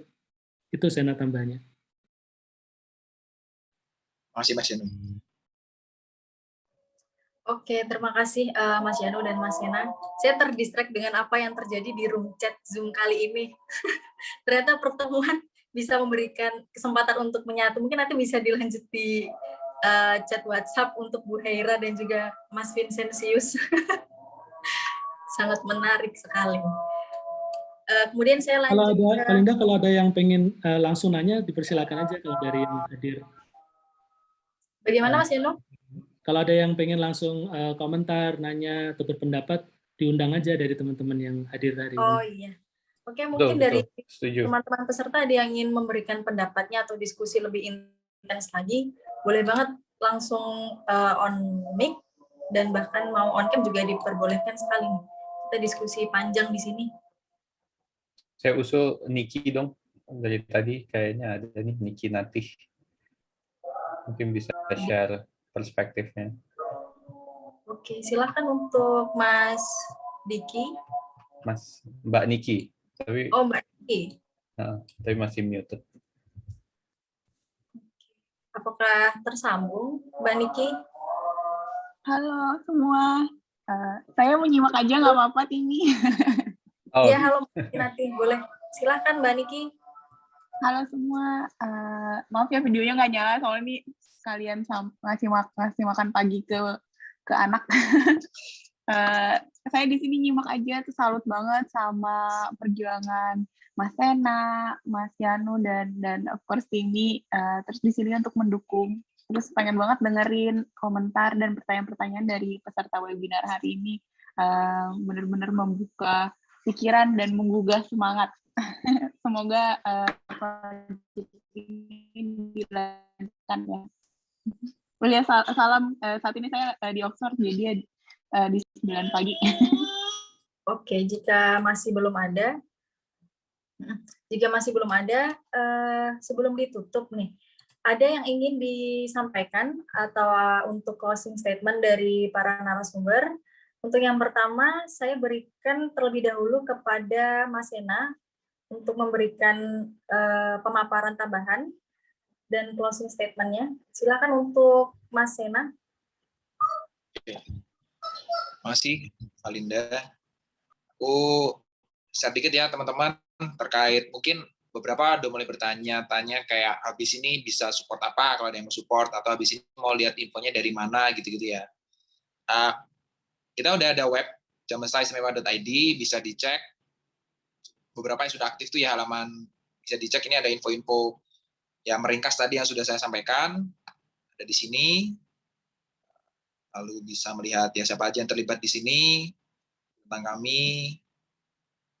Ada ringkasan tadi alur eksperimen yang sempat di-share juga. Lalu ini ada ya profil-profil dari tim pengelola maupun tim peneliti. Bisa dilihat-lihat.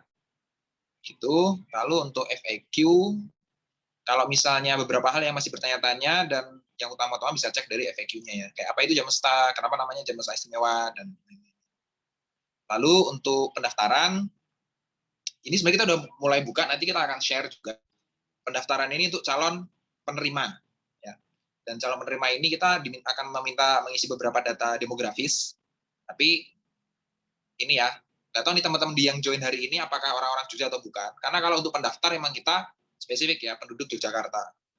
Kalau teman-teman mau dukung lewat jalur yang lain, bisa langsung, nah kalau donasi bisa dari manapun, tapi kalau penerima orang Jogja ya. Nah, di sini ada halaman campaign, tadi udah sempat di-share beberapa kali di chat ya. Ini halaman campaign kita, silakan teman-teman cek, ini juga lumayan informasinya kita taruh di sini. Ini yang tadi kayak kata Mas Yanu ya, ini parameter utama buat kita sekarang.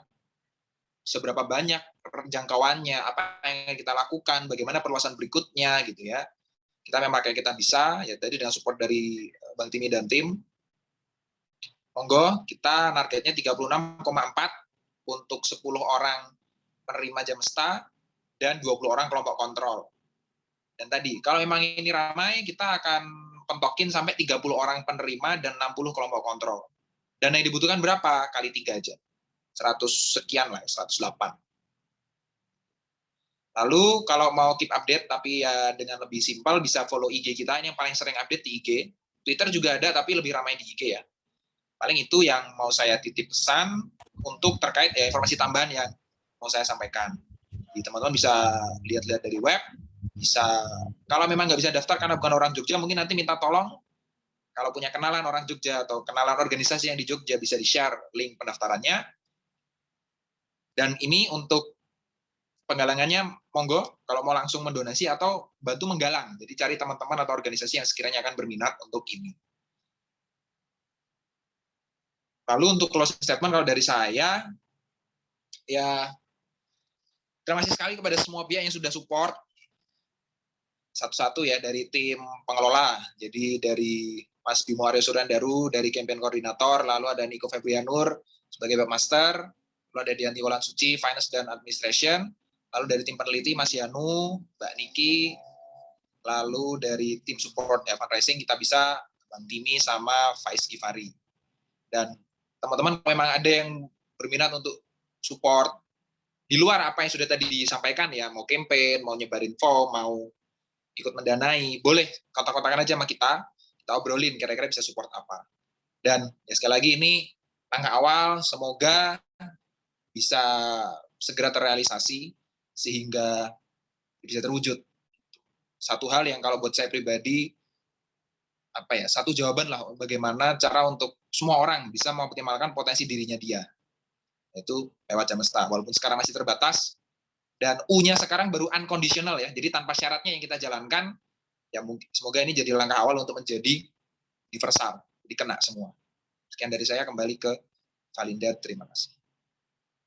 Oke, terima kasih banyak Mas Sena untuk closing statement dan juga info barusan. Mungkin teman-teman boleh nge-follow juga Instagramnya, barangkali ada yang punya Twitter juga boleh di-follow Twitternya, boleh di-follow up juga webnya, boleh juga untuk bantu share penggalangan dana melalui website kitabisa.com dan linknya udah ada di kolom chat, teman-teman bisa langsung copy-paste aja dan kita share bareng-bareng di sosial media. Dan selanjutnya saya mau lompat ke Mas Timi untuk memberikan closing. Oh ya, silakan Mas. Masih boleh nanya ini? Maaf, masih boleh nanya? Ya, masih boleh, silakan. Oh boleh ya? Ya, mungkin pertanyaan ke Mas Yanu soal Jamesta ini perbandingannya seperti apa dengan community currency, karena kalau community currency kan secara khusus lebih ke biasanya per wilayah, berlakunya di wilayah yang kecil, lalu berfungsi untuk melawan penghisapan resources dari satu daerah ke yang ekonominya lebih maju gitu. Dan juga soal Jamesta ini apakah nanti bisa memacu inflasi atau enggak, karena kalau community currency mereka pakai mekanisme demurrage, kalau Jamesta seperti apa gitu. Kurang lebih itu. Makasih. Terima kasih Mas Vincent. Sebenarnya Mas Vincent udah tahu jawabannya. Beliau ahlinya. Jadi kalau sedikit aja mungkin buat teman-teman yang mungkin belum familiar juga. Jadi sebenarnya termasuk ide yang kita coba eksplorasi kemarin sih sebelum di eksperimen ini adalah bagaimana kalau kita menggunakan mata uang komunitas lokal gitu. Kalau di Amerika kemarin saya sempat belajar banyak dari Ithaca Hours gitu. Jadi kalau orang kerja 1 jam dikasih 1 Ithaca Hour, kalau kerja 2 jam dapat 2 Ithaca Hour, nanti bisa equal dengan beras berapa kilo misalnya, atau bisa belanja di toko A, B, C dan seterusnya yang terlibat gitu. Cuman setelah dipelajari kesini ternyata di Indonesia itu masih ada secara regulasi katanya kalau menggunakan mata uang selain rupiah untuk transaksi itu akan kena pidana. Bahkan kemarin kalau nggak salah ada yang pakai uang dinar pun dipidana gitu. Artinya kita belum dalam untuk melihat lagi apakah ada peluang. Karena kalau ada peluang itu saya sangat mendukung dan sangat antusias untuk menjalankan eksperimen juga di community currency. Karena apa? Tadi betul, kalau kita berikan uang dengan rupiah, memang ada satu kelemahan, yaitu mungkin orang akan belanja lagi ke retail-retail besar. Orang akan belanja dan uang itu akan balik ke Jakarta lagi atau balik ke luar negeri misalnya karena belanja ke pusat-pusat belanja yang memang itu akan lari ke orang yang sudah kaya misalnya gitu. Tapi kalau misalnya itu mata uang lokal, itu support local business, kemudian juga lebih mendorong ekonomi lokal, tidak mengganggu, katakanlah tadi kalau ada bahasa inflasi, saya sih termasuk yang tidak sepakat kalau basic income menyebabkan inflasi, karena toh terjadi di banyak sekali gelontoran uang pemerintah pun juga tidak menjadikan inflasi yang serius, termasuk di Amerika juga 4 kali stimulus juga tidak menjadikan itu problem serius. Tapi ya tadi mungkin kita akan bisa diskusi lebih jauh. Kalau ada solusi bahwa misalnya kita boleh menggunakan local currency, saya yakin itu akan menjadi satu gerakan sosial yang sangat bagus, karena kita akan betul-betul bisa menjaga warga dari krisis yang disebabkan oleh katakanlah pasar global. Karena kita seperti di Kenya yang Will Ruddick sudah jalankan di sana, kemudian pakai tambahan blockchain juga sudah sangat canggih lah. Itu bisa membuat komunitas kuat gitu dengan social capital yang mereka punya. Nah, cuma problemnya di Indonesia kayaknya masih bisa dipidana kalau kita mencetak, ngeprint uang sendiri, misalnya kasih gambar wajah Mas Sena atau wajah Valinda atau Mas Timi, itu bisa gitu. Itu terjadi di Inggris juga, di Ithaca Awards, di Kenya, di banyak tempat, karena regulasinya memungkinkan gitu. Nah, di Indonesia takutnya masih malah masuk penjara gitu. Jadi maka kita oke lah untuk saat ini kita gunakan dulu rupiah supaya tidak melanggar undang-undang. Nah, ke depan ketika ini sudah bagus, kita tiru Korea Selatan mungkin kalau regulasinya memungkinkan. Itu Mas mungkin sedikit nanti kalau ini kita diskusi lebih lanjut, perdalam lagi peluang-peluang community currency di Indonesia. Makasih Mas Vincent. Terima kasih Mas. Oke, terima kasih untuk pertanyaannya dari Mas Vincent dan jawabannya dari Mas Yano. Teringat dengan bentuk transaksi masa-masa zaman dulu tradisional dengan menggunakan genting ya Mas ya. Mungkin bisa jadi rumusan itu. Iya. Untuk closing statement dari Mas Timi, dipersilahkan Mas. Ya, ya saya menikmati sih diskusi ya tadi. Thank you Mas Vincent. Ngangkat saya jadi googling tadi. Oh menarik ya, ada community currency. Ya saya banyak belajar hari ini. Terima kasih banyak teman-teman udah ikutan. Dan ini tadi mengulang Sena nih langkah kecil, langkah pertama, baby step. Kami bertanggung jawab juga untuk memaksimalkan resources-nya. Jadi saya dan Faiz nanti akan bikin strategi untuk kita fundraising bisa lebih luas, sehingga eksperimen bisa lebih luas lagi ya. Apalagi kalau tahun depan kita bisa 1 tahun dan lain-lain. Dan terakhir ya, mari kita amplifikasi seluas mungkin eksperimen ini dengan share websitenya, donasi, follow sosial medianya, dan ya saya nggak sabar banget sih nanti Mas Yanu presentasi sama Mbak Niki hasilnya ya. Wah itu pasti mind blowing ya, kita ngelihat insight-insightnya, duit dipakai buat apa sih gitu. Itu saya penasaran banget, dan mungkin momen itu nanti bisa buat kita sebarkan lagi ya awareness tentang UBI, tentang dignity, tentang independensi, tentang semualah gitu ya, ke husnuzonan gitu ya, bukan seuzon ya sama masyarakat, tapi husnuzon, jadi berbaik sangka untuk masyarakat memilih sendiri mereka butuh apa. Dan ya itu aja sih mungkin. Thank you Mbak Valinda. Oke, terima kasih Mas Timi untuk closing statement-nya. Dan saya lompat ke Mas Yanu, bisa menambahkan untuk closing statement-nya. Baik, Valinda, sekali lagi terima kasih untuk Sena dan tim, Mas Timi dan tim, untuk Niki. Di sini juga ada teman-teman seperti Mas Astro, Mas Vincent yang sudah ikut diskusi dari awal, teman-teman Koalisi Jamesta yang membuat kita mungkin dan confident sampai langkah ini. Karena kalau nggak ada kongres di awal tahun yang diinisiasi oleh teman-teman KPRI, Prakasa, Infid, dan lain-lain, mungkin kita juga nggak sepede hari ini ya, Sena ya. Jadi ada banyak dukungan tangan-tangan yang sudah menyebabkan kita menjadi lebih percaya diri, teman-teman menjadi percaya diri, dan satu hal yang kita perlu untuk ingat terus adalah dari angka 10, 500 ribu itu memang kelihatannya kecil. Tapi sebenarnya teman-teman sudah membuka satu pintu gerbang yang sangat besar untuk kemudian orang ke depan akan lebih bisa menerima tentang apa yang ide yang kita usung atau kita tawarkan. Jadi rasanya perdebatan akan selalu menjadi debat kusir tanpa eksperimen di lapangan. Jadi keberanian yang dilakukan teman-teman di Jogja adalah sebuah upaya. Kalau dulu mungkin Bung Karno, Bung Hatta itu membuka ke pintu gerbang kemerdekaan, kalau teman-teman membuka pintu gerbang dari sesuatu yang dianggap utopia menjadi sesuatu yang realita. Sesuatu yang dianggap mana ada orang mau ngasih uang cuma-cuma gitu. Mana ada orang yang percaya bahwa kasih uang cuma-cuma bisa membuat positif. Itu kita sudah patahkan hari ini, terbukti ada orang-orang gila atau anak-anak muda yang nekat untuk membuka pintu itu bahwa oh kita boleh ngasih uang cuma-cuma, kita nggak perlu ragu gitu. Toh kalau kita kembalikan ke diri kita pun pengennya dipercaya gitu. Pengennya kita nggak meminta-minta, kita pengennya juga nggak mau ngantri dapat bantuan, kita pengennya juga bantuan tuh langsung sembunyi-sembunyi aja, nggak perlu diekspos, nggak perlu ada politisi yang merasa berjasa karena membawa uang APBN untuk membantu gitu, atau siapapun. Jadi mimpi itu sudah diwujudkan dengan pintu gerbang Jamesta Istimewa. Tinggal selanjutnya adalah bagaimana kita sama-sama menjaga ini, independensinya, transparansinya, akuntabilitasnya, trust yang sudah dibangun pelan-pelan untuk tetap dijaga. Sehingga nanti seperti Bang Timi sampaikan ada eksplorasi hasilnya, presentasi analisis data dan sebagainya, itu semua juga bisa dengan yakin bahwa oh ternyata eksperimen ini memberikan satu dampak tertentu kepada warga Jogja.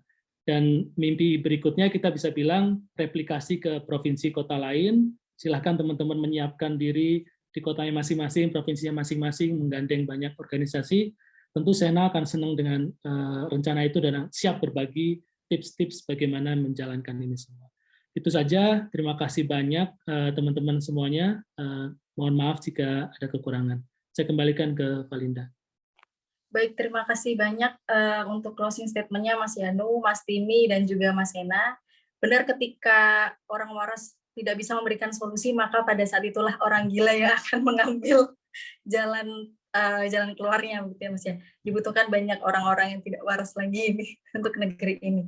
Baik, perubahan itu memang harus dijemput ya. Kita tidak bisa menunggu perubahan, dan kalau misalnya kita bisa melakukan perubahan-perubahan kecil, maka suatu saat pasti kita juga akan bisa memetik perubahan besar yang memang kita inginkan sampai untuk masa yang akan datang. Saya mengucapkan banyak terima kasih untuk semua peserta, untuk para pembicara, untuk Mas Yanu, untuk Mas Sena, untuk Mas Timi yang sudah berkenan hadir untuk sharing-sharing pada kesempatan kali ini. Kita tunggu untuk kesempatan bertemu lagi yang akan datang, dan semoga dari diskusi kali ini kita bisa menambah pengetahuan baru, kita bisa berani untuk melakukan perubahan-perubahan kecil terlebih dahulu, kita bersama-sama menumbuhkan trust satu dengan yang lainnya. Dan sebelum saya menutup acara, alangkah baiknya kita mendokumentasikan dulu pertemuan kita pada hari ini. Mungkin teman-teman bisa on cam terlebih dahulu. Saya akan melakukan screenshot.